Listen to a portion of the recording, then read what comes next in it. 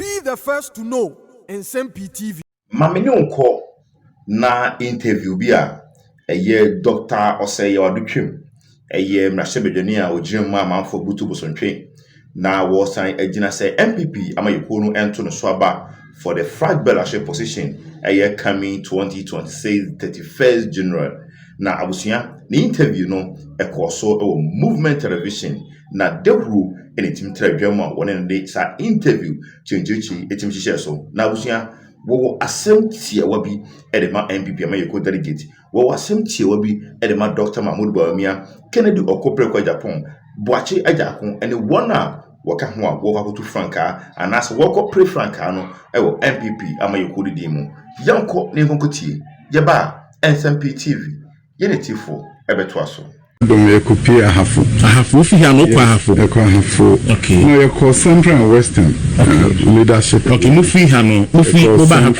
Central Western you call a half and a makwa half so see a half polling station in a constituency be a half all the constituencies okay I don't want now share when we are Ashanti region that is next week Monday Tuesday if you are so Ashanti region okay yakoye honso de na fe yetro so na nyedi kan no ase eya na de kakra wo campaign ho no wo de ne enten ho ni sa o se sebe no ko bi ho asombo me o ka asombo me ase mo so bad news travel fast o ko kan bi hwim ko bi ho asom na ye kwa mani so ade ho na meka nia nyame adom mabra bomi odemi abedro nanka sebe delegates me bra mi gina omani mu ne bia kwan bi so mete so mo ba bia na mo na bia sabe mo tete no na nyame apagya me afisa atibia makoduru ba bia makobroni kroma ko mabroni adwuma ye na masa banso abaye adwumaden ama party ene oman me kan ho asemi ya ma kire mani so ade hu ni a me gidi se oman mu ni nyina ade ye adwuma edi mpuntu kese ebeba na yi afi ohiemu enti edi sankita ho wie na hwe kwa hafu nipa dodo na bia omaba no dodo na ye kokofo mama hu se kokofo ebredi nkan kokofo ni ba ebe president ni enti ade nsamu ntamachi nenye adwumaden ne mfanhye mu animonyam na mo ma no na nam so hu se kokofo ni eba ena na so timbe yo mampani enti ye no makodi nkita ho modu ama enije esidanu na teacher from so the teacher ni be the president bin see that lecturer dey be pen na teacher ni pa osocho be mada na teacher for hon so eni age intimina akwan bi aso ni aye na eto nipa adwima mu hu said ni hyiam de ba no esonku enye dadana omunim na emfa ye nko ye nim kese ni bi eye nhye sonku a wo ya etimi pagya oman na ede ahoto kese etimi bre oman no ansane asaka party nso mani so ade huma party no nso nti ejina mienu ejina de ya mo oman ya hwe de party no nso epese epagya edikodro na party no ho yakono na afi o ma asum party na chenso enya party no ho faso pa esen de omanya sese okay iti Dr. Adutwum afia hafo ena waboso ofia obeboa no ho no akọ asantimantem dog we de manya wi ma mimi sasa de mi se na watwi mu ababe yehu yesi bi de proxy ebi se mpene so ebi se ebepene so sa de no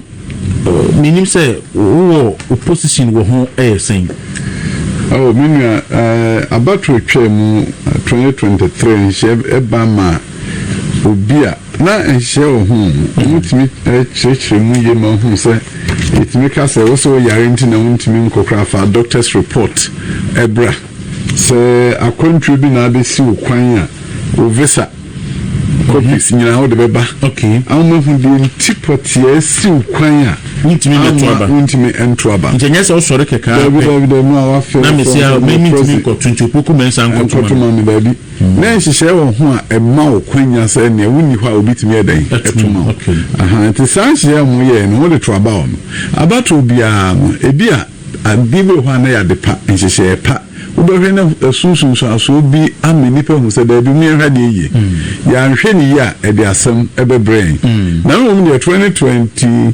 6 aba ekoto no ade ebe ye fe ene se be ka se to aba no ye ndede bi a eden amechire dede bi a mechira wa odi nkunim wa ni nkunim so timi gitu preku a pese dede bi a eden ama ho bibia nsi ni anment mi eden eni nkunim eno wo honum enti mejiri selections committee no minia penny bekwa MP edia Joe Wise edia animu no omo hwehwe mu hu se proxy na ye de ba afie twa mu no ebia ehun sunsanso bi amwa eme nipa bi nya amenase po bi enti saade a eneni eden yenyi emfri ho enti elections committee no ewo bibi ntia mom ka sen den yenyi emfri ho minim se minu am no wabrochire enso ohwe ekwan betwa ansa na ode abeto aba na ewa bra yenye nhihye ya yebenya polling stations ewa diaspora no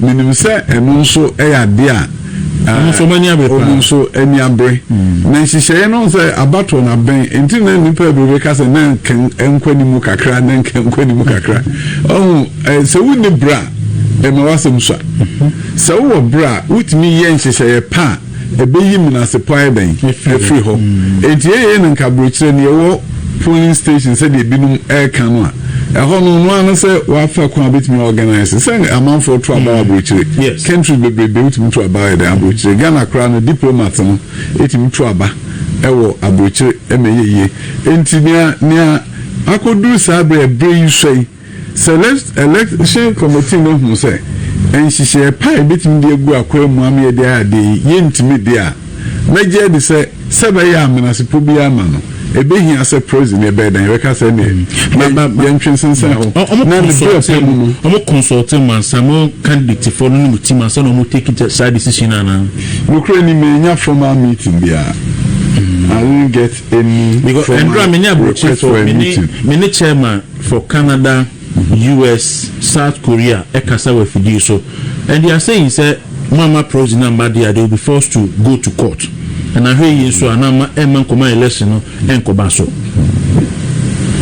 me won dey me nyamra me lawyer enti me nim the legal implications me emra se badwani there na mum oba legal basis we legal the legal basis obetimi dey override the committee no decision no I don't know what legal grounds be am legal ground maybe diaspora ni na the American say ese nyina ahwe se kwan ba ne fa so a e de pepe ye beba e wa batro mu eni abatro na chi enti electoral commission no se mo ka se o mo hwehwe mu hu se de twa mu no se bi a etochi a o mpeso mutin no diaspora asem no eye ene na nipa dodo kra na eto aba no eye ade ebe hadwen kakra so bi o ha sabe o pensioner na this when you voting rights as an old executive ekwan best no ko fa odi twa tickets no I den waba no abeto aba no intimate omo so de na se papa na mum si amfa kwan bi so ni anye na nhihye no anko yempanifo sere akoko begina ho aneto na nonkum na netonkum that's what just straightforward. It has to be balanced. Just a fact when we saw it, me created that balance. Now me feel say I dare had been say any bra anyhow, a brain ho. Yakotra be intem. Say ya same way about working. So ben she say bia a day pepe ye beba.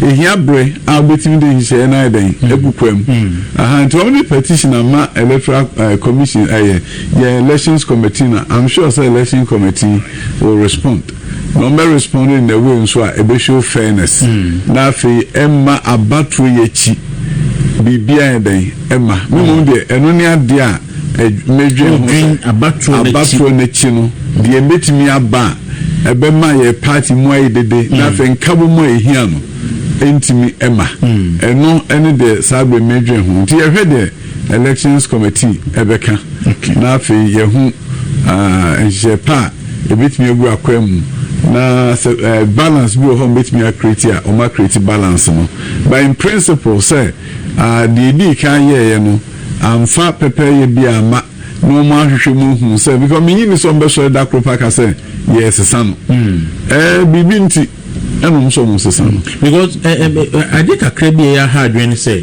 senior working aspirant no officially mo enya engagement bia and ransom meeting na be or national organizer or member of NEC ono so so say mo enya engagement bia that the elections committee no year adwuma for the party nti aka major decision bisa no anka the parties either NEC or national council should be consulted and as I share term of reference okay for the setting up of the elections committee one from terms of reference now you may wrongly judge why they did certain thing if you gave them the authority up front have the mission say go do this and they do you can't go back and say why didn't you consult me there are a number of decisions they've made that are guided elections now up to this point among consult no can say you be into 4 million there's some people saying Hanuka Ubutia. If you saw the friend who say aspirants, so be at the 4 million, but then can have say you ye bay. Oh, and you say a dream maybe you share the Edika, the Biba near per se, ye banny berry vice. Say ye consult to dear, Nurse and come consult yen nipen mua, over Jimmy 4 million. One consult to me. What they say, I be another time, no, because that Namunya for a forming Tinamunya Kamunya aspirant. I'm saying what's the potential aspirant? What's in your potential aspirants in Namura? What we are potential aspirant be our picking form, bra. Me and you link it at one son also metro form. The Sankita who be when I'm called so we 4 million. It is a moment elections committee no authority normally making certain decisions binding as and you let me disqualify you are disqualifying you go through vetting me approval it could do president there we say next and come consult to be and then we need a one consulting the consultation won't me and picking up to so the open consult to the open consult elections committee no as I said run my the binding and my ETI moment elections committee no some almost just no so and binding okay I hear the doctor Osie Yaw Adutwum again we will be a why deputy education paying why be education minister ankasa and then who need office will be obi na ho budget aba first budget by 2025 second one so abay we a member of parliament for Bosumtwe budget no ni say especially our education side I mean ansakra na be education your budget na sama na if say you share o main puntu na you say kwan ben na budget ni e de ko ba bi a pese e kom ke na na pese e kom sa budget e de e ko ba na eni pa ben ni wo ne de na eye amonwe minia se wo ko hwe enipa Ghana ha omo ohiem omo to ohiem poverty line below poverty now if a multi-dimensional poverty and on ohia obi ohonuma so yare a ontimi hwe no yare so enti we share multiple dimensions I feel multi-dimensional poverty index also fair no 25.2% of Ghanaians live below poverty line whilst another 20.1 are susceptible to poverty. This means that nearly half of the population is either poor or at risk of falling into poverty. Multidimensional poor, or say, they experience deprivations in areas like health, education, and living standards. I know beer or yaya one share won't me, and the best school fees won't me to any thing, and man, be a new big day, and why they so fast anchrophona almost say or hemu abu pay me, and now say 45.6%. 45.6% of Ghanaians are multidimensionally poor. 45.6. Hey, almost 50%. Yes. Women living below poverty line. 25.2 below poverty line. Okay, 25.2 below poverty line. And now no below, but obey or be assumption. As a what to say Ghana economy. Yes. Crisis be about power no quite enough. Now a minimum wage. I say 19.97 per day. Now Okoshe say World Bank for say almost a poverty line, international poverty line, below $3. And you know, so we find 11 crown, say Sydney 11 dollar near 11 cedis.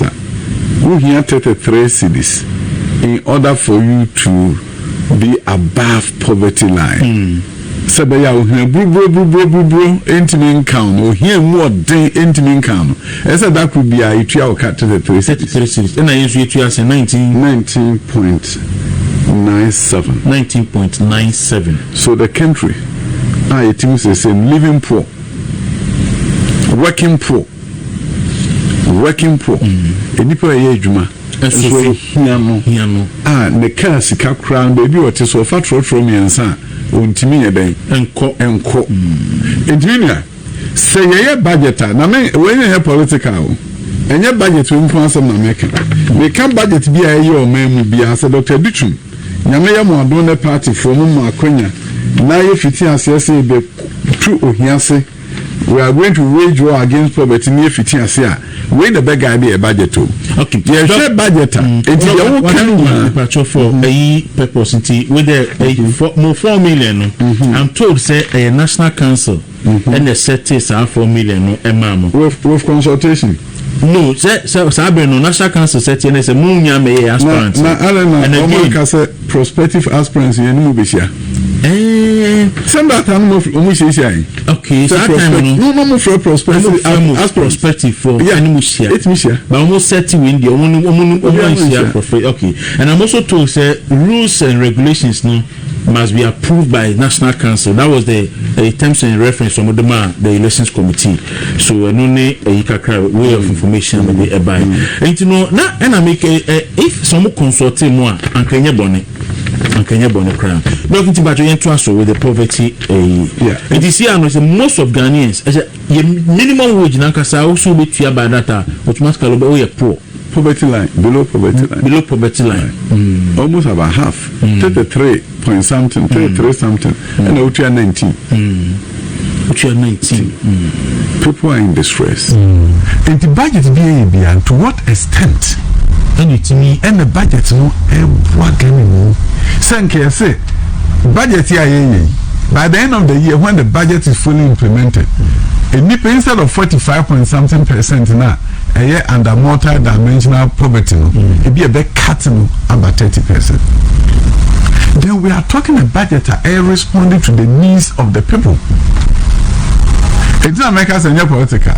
Other budgets are maybe anywhere decide my way they eba my money who says Sabri to say I'm far or quiet etia uhia etu hiaseno enye bibia eye botaye bi man Titembia as America say waging war against poverty.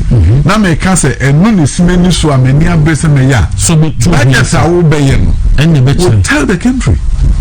And you need the economic indicators, no policy, ni akeka balance of trade, balance of this, ni IBBA kama. And akorebi kase me kase emfano.